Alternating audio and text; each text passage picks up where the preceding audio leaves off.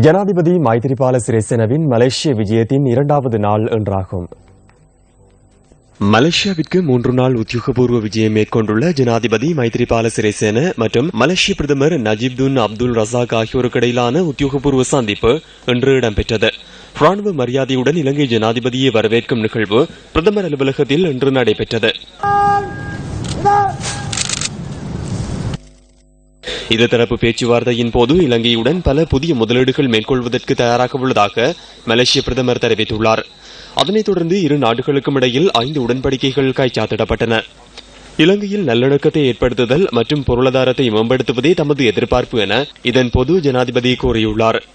இரு நாடுகளுக்கு இடையிலான தூதரக உறவுகள் ஆரம்பிக்கப்பட்டு 60 வருடங்கள் பூர்த்தியானதை முன்னிட்டு கோலாலம்பூர் நகரில் விசேட விருந்து விசாரம் மற்றும் கலாசார விழா ஒன்றும் நேற்று மாலை ஏற்பாடு செய்யப்பட்டிருந்தது. And the country.